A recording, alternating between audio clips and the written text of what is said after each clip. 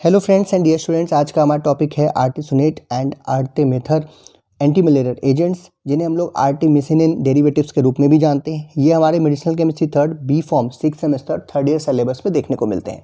इस वीडियो में हम लोग आर्टिमिसिनिन डेरिवेटिव खास करके आर्टिसोनेट और आर्टिमीथर की chemistry, structure, mechanism of action, metabolism, uses इत्यादि को आसान तरीके से समझने की कोशिश करेंगे। मैं हूं डॉक्टर प्रजन्य शुक्ला। चलिए शुरू करते हैं। तो सबसे पहले एक ज़रूरी बात यह है कि आर्टिमिसिनिन डेरिवेटिव जो कि काफ़ी अच्छे एंटी मलेरियल एजेंट्स के रूप में काफ़ी समय से प्रयोग किए जा रहे हैं, इन्हें ये नाम इसलिए दिया जाता है क्योंकि ये एक प्लांट आर्टिमिशिया एनोना से प्राप्त किए जाते हैं। आर्टिमिशिया एनोना से प्राप्त किए जाने वाले इन डेरिवेटिव्स की एक पूरी क्लास है, जहाँ पर इनके स्ट्रक्चर की वजह से इन्हें ये नाम मिल रहा है।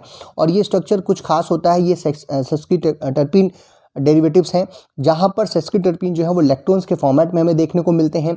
और इन लैक्टोन्स में सेस्किटर्पीन लैक्टोन्स के अंदर एक अनयूजुअल परऑक्साइड ब्रिज देखने को मिलता है, और इस परऑक्साइड ब्रिज को ही हम लोग एंडो परऑक्साइड 1,2,4 ट्राइऑक्सिन रिंग के नाम से भी जानते हैं।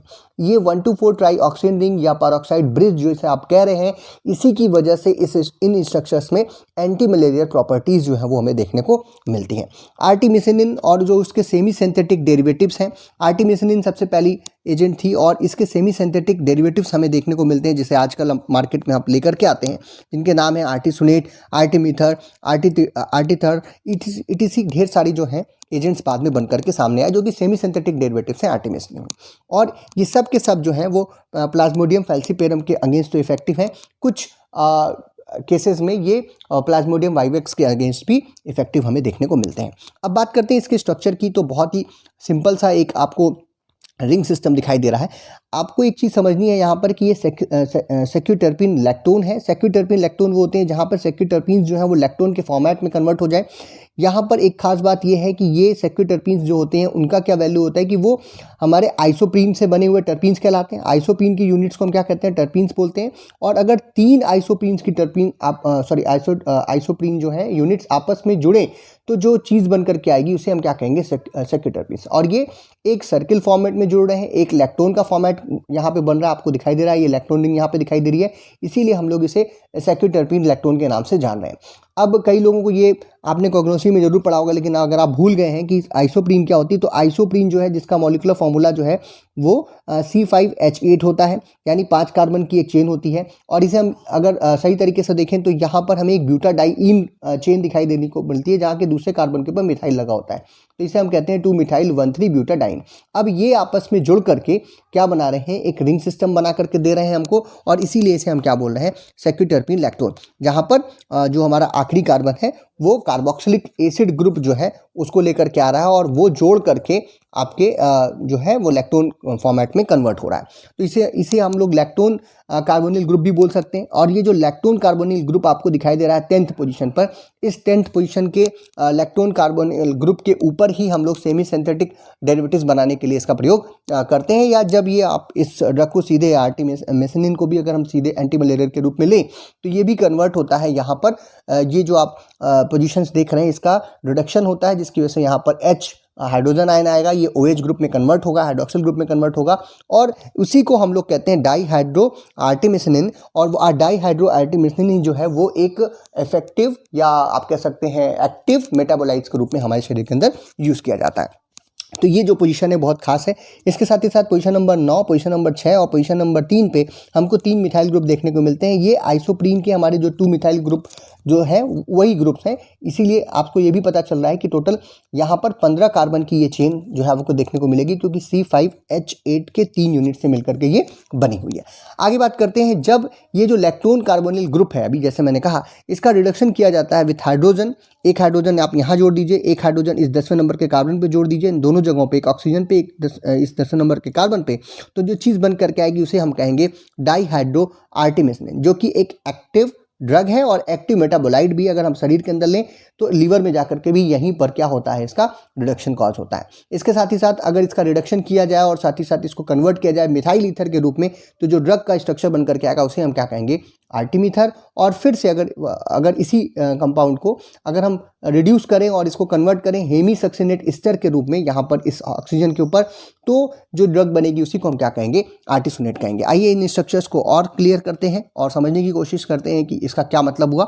ये जो आपके सामने स्ट्रक्चर बनकर के आया था, यहाँ पे डबल बॉन्ड O हमें दिख रहा था, हमने इसका रिडक्शन कर दिया इस डबल बॉन्ड O के पोजीशन पे इस 10वें नंबर के कार्बन के ऊपर।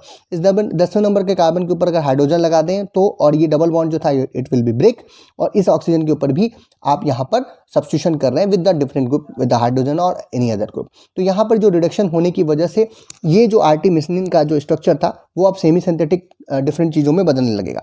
अब यहाँ पे अगर सिर्फ हाइड्रोजन हो तो इसे हम कहेंगे डाईहाइड्रो आर्टिमिसिनिन, जो कि मोस्ट एक्टिव आप कह सकते हैं डेरिवेटिव है हमारे आर्टिमिसिनिन का, या मेटाबोलाइट भी है।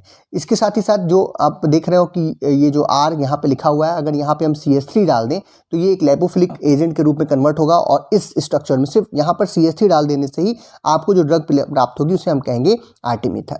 अगर इस CH3 को हटा करके या यहाँ के हाइड्रोजन को हटा करके हम यहाँ पर हेमी सक्सिनेट ग्रुप डालें, हेमी सक्सिनेट ग्रुप डालेंगे आप यहाँ पे, तो यहाँ पे आपको क्या मिलेगा, हेमी सक्सिनेट एस्टर प्राप्त हो जाएगा इस जगह पे, और इस ड्रग को हम क्या कहेंगे, आर्टिसोनेट बोलेंगे। अब आप पूछ सकते हैं कि सर ये हेमी सक्सिनेट एस्टर क्या है, तो इसको आप समझिए कि जो सक्सिनिक एसिड होता है उसका फार्मूला होता है COOH CH2CH2COOH, that is known as succinic acid. अगर इन दोनों में से किसी एक जो एसिड ग्रुप है उसको एस्टर में कन्वर्ट कर दिया जाए तो इस तरीके के जो क्या नाम है डेरिवेटिव बनते हैं, उन्हीं को हम लोग हेमी सक्सिनेट एस्टर के नाम से जानते हैं। जैसे कि यहाँ पे आप देख पा रहे हैं, एक OH ग्रुप को हटाकर C डबल बॉन्ड O को इस O के साथ जोड़ दिया गया है, तो यहाँ पे एक एस्टर का फॉर्मेशन हो रहा है एक तरफ के कार्बोनिक हमारे एसिड ग्रुप का। सो इसी को हम क्या कहेंगे, हेमी सक्सिनेट एस्टर बोलेंगे। और हेमी सक्सिनेट एस्टर को यहाँ पे जोड़ने पर आर्टिसोनेट जो है वो हमारी एक हाइड्रोफिलिक एजेंट के रूप में कन्वर्ट हो जाती है।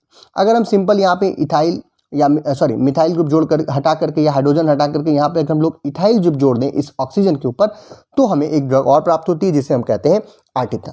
एक और खास बात है मेटाबॉलिज्म में, आगे हम एक लाइन आपको लिख करके दिखाएंगे भी, लेकिन आप यहीं पे समझ लें, अगर आपको मेटाबॉलिज्म एग्जाम में पूछा तो समझिएगा कि जो हमारी आर्टिमिसिनिन है वहाँ पर ये जो ऑक्सीजन आपने इसका रिडक्शन करके यहाँ पे ऑक्सीजन पे हाइड्रोजन या कोई चीज़ आप लगा रहे हैं, तो ये दो ड्रग्स आपके सिलेबस में है। इन दोनों ड्रग्स का जब आप लेते हैं तो ये लीवर में जाने के बाद इनका रिडक्शन होता है, और लीवर में जब मेटाबॉलिज्म इनकी होगी तो ये R ग्रुप, चाहे आप CH3 लगाए रहिए, चाहे आप जो है ये हाइड्रोफिलिक ग्रुप हमारा हेमी सक्सिनेट एस्टर लगाए रखिए, या आर्टिथर अगर आप ले रहे हैं यहाँ पे इथाइल ग्रुप लगाए हैं, it will be break down, और यहाँ पे वापस से क्या जाता है, हाइड्रोजन आता है, रिडक्शन होता है, जिसकी वजह से ये डाईहाइड्रो आर्टिमिसिन के स्ट्रक्चर में कन्वर्ट होते हैं। और इसीलिए मैं बार बार कह रहा हूँ कि यही यहाँ पर एक एक्टिव मेटाबोलाइट के रूप में या एक्टिव एजेंट के रूप में हमारे शरीर में कार्य करता है अगेंस्ट द मलेरियल पैरासाइट। आइए हमारे सिलेबस में जो दोनों ड्रग्स हैं जिनका नाम आपको पढ़ना है, जिनके बारे में आपको पढ़ना है, अभी तो हमने सारी कुछ बातें कर ली, फिर भी एक बार इन दोनों के अलग अलग स्ट्रक्चर हम देख लेते हैं। यहाँ पर हमें एक दोनों में ही सेक्सीटर्पिन लैक्टोन रिंग देखने को मिल रही है, और इसके यहाँ पर ये जो पोजीशनिंग हो रही है, हम लोग इसको नंबरिंग वहाँ पे कर रहे थे, इसकी नंबरिंग हम लोग यहाँ स्टार्ट करते हैं 1 2 3 ऐसे चलती है। बट अगर इसको देखें, इस पूरे पोजीशंस को अगर आप ध्यान से देखिए तो ये है 1 2 3 4 1 2 4 एक आपको ट्राई ऑक्सेन मतलब 3 ऑक्सीजन वाली एक रिंग जो है वो यहाँ पर पूरी की पूरी देखने को मिलती है। तो ये जो है यही परऑक्साइड ब्रिज आप बोल सकते हैं, या 1 2 4 ट्राई ऑक्सेन रिंग आप इसको बोल सकते हैं, जो कि इसेंशियल है for the activity. In methyl groups को रहने पर एक्टिविटी तो मिलती है। अगर हम डिफरेंट इनके डेरिवेटिव्स बनाने की कोशिश करते हैं और इन मिथाइल ग्रुप में से एक दो मिथाइल ग्रुप को हटाते हैं तो एक्टिविटी पे कोई बहुत ज़्यादा इफेक्ट नहीं पड़ता है। एक और खास बात है कि ये जो ईस्टर हम कन्वर्ट कर रहे हैं, ईथर या ईस्टर में इसको हम कन्वर्ट कर रहे हैं, इसको कन्वर्ट करते वक्त अगर मिथाइल ईथर में इसको कन्वर्ट करेंगे, इथाइल ईथर में इसको कन्वर्ट करेंगे तो लिपिड सॉल्युबल एजेंट मिलता है, जैसा कि आर्टिमिथर आपको मिल रही है। और अगर इसको हम लोग ईस्टर्स में कन्वर्ट करते हैं विद जैसे कि हेमीसक्सिनेट ईस्टर के रूप में, तो ये वाटर सॉल्युबिलिटी इसकी बढ़ती है और लाइपोफिलिसिटी जो है इस एजेंट की कम होती है, यानी आर्टिसोनेट जो होती है वो एक वाटर सॉल्युबल एजेंट के रूप में हमें देखने को मिलती है। अब बात करते हैं मैकेनिज्म ऑफ एक्शन की, किस प्रकार से ये एजेंट्स जो है वो काम करते हैं।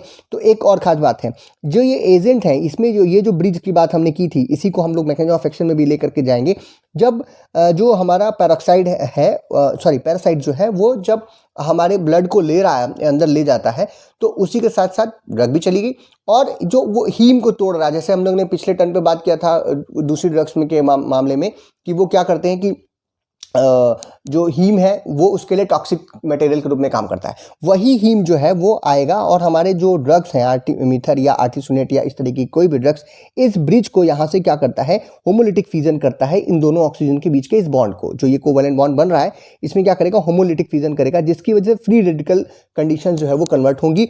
ये दोनों बॉन्डिंग इलेक्ट्रॉन्स एक एक जो है ऑक्सीजन के पास चले जाएंगे और यहाँ पर फ्री रेडिकल्स का क्या होगा, जनरेशन होगा। ठीक है, तो इस ऑक्सीजन बॉन्ड को तोड़ने का काम कौन करता है, हीम इन द पैरासाइट।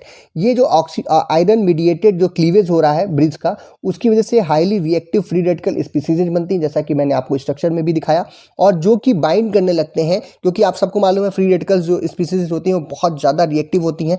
तो जो भी अर्लीस्ट पॉसिबिलिटी में जो चीज़ें उन्हें मिलेंगी हमारे पैरासाइट के सेल के अंदर, उन सभी चीज़ों से वो बाइंड करना शुरू कर जाएंगे, जैसे कि मेम्ब्रेन प्रोटीन के साथ, जैसे कि लिपिड पर ऑक्सीडेशन वो शुरू कर देंगे, डैमेज करेंगे एंडोप्लाज्मिक रेटिकुलम को, या फिर प्रोटीन सिंथेसिस की इनहिबिट करेंगे। ये सभी प्रकार के काम जो है वो कर सकते हैं। इतनी सारी चीज़ें जो है वो यहाँ पर अपने आप रेगुलरली होने लगती हैं, क्योंकि ये जो फ्री रेडिकल्स हैं वो काफ़ी ज़्यादा रिएक्टिव होते हैं। ये जो रेडिकल स्पीसीज हैं, हम कह सकते हैं कि ये रिस्पॉन्सिबल हैं for the destruction of membranes of the Plasmodium. Plasmodium के मेम्ब्रेन्स को, जो उनकी मेम्ब्रेन है जिससे उनके सारे ऑर्गेनल्स अंदर की तरफ बंद हैं, उन सब का डिस्ट्रक्शन शुरू कर देते हैं ये जो फ्री रेडिकल स्पीसीज बन रही हैं। तो जो आर्टिमिसिन डेरिवेटिव्स हैं, हम कह सकते हैं कि ये इनहिबिट करते हैं एंटीऑक्सीडेंट और मेटाबॉलिक एंजाइम्स को, जिसकी वजह से ऑक्सीडेटिव और मेटाबॉलिक स्ट्रेस पैदा करते हैं प्लाज्मोडियम के अंदर, और धीरे धीरे उनकी क्या हो जाती है, डेथ हो जाती है, या उनकी जो ग्रोथ है वो क्या हो जाती है, रुक जाती है। तो इस तरीके से मैकेनिज्म ऑफ एक्शन जो है इस क्लास की सभी ड्रग्स, चाहे आर्टिमीथर हो चाहे आर्टिसोनेट हो, दोनों में से कोई भी एग्जाम में आपका आता है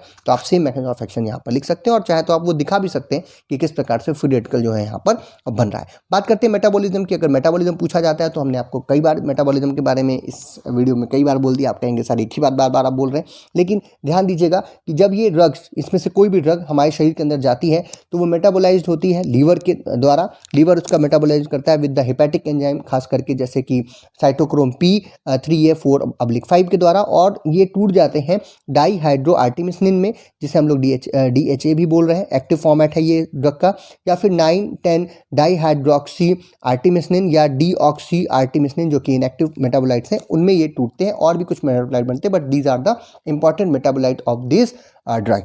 यूजेस की बात करें तो ये जो एजेंट्स हैं वो जनरली अनकॉम्प्लिकेटेड और chloroquine resistant plasmodium falciparum malaria के ट्रीटमेंट में यूज़ किए जाते हैं, और कई बार ये chloroquine resistant plasmodium vivax malaria के ट्रीटमेंट में भी यूज़ करते हैं। एक खास बात ये है कि ये एजेंट जनरली अकेले नहीं दिए जाते, इनको हम with combination of other drugs देते हैं।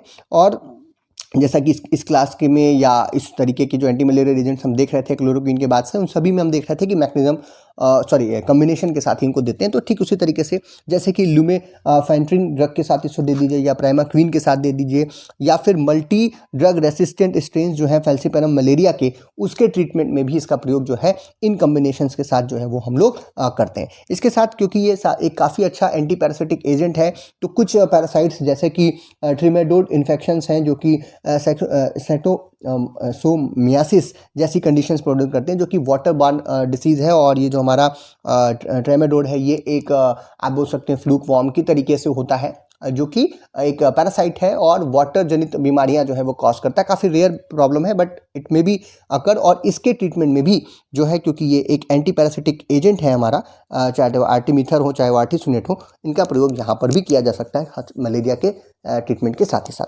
तो ये था आज का हमारा टॉपिक, जहाँ पे हमने आर्टिमीथर और आर्टिसोनेट, या आप कह सकते हैं आर्टिमिसिन जो डेरिवेटिव्स हैं, उनको समझने की कोशिश की। एक ही साथ हम समझ सकते हैं, इनके स्ट्रक्चर में बहुत ही ज़्यादा अंतर नहीं है, लेकिन इनकी प्रॉपर्टीज़ और इनका सार अगर आता है तो आप इनसे सभी स्ट्रक्चर्स के बारे में आप लिख करके उनके सार को भी आप लिख सकते हैं। सिलेबस में वैसे लिखा नहीं है, बट आप अगर आगे एग्जाम में, क्योंकि ये काफ़ी इंपॉर्टेंट एजेंट्स के रूप में यूज़ किए जाते हैं, तो आप इसका आंसर कर सकते हैं।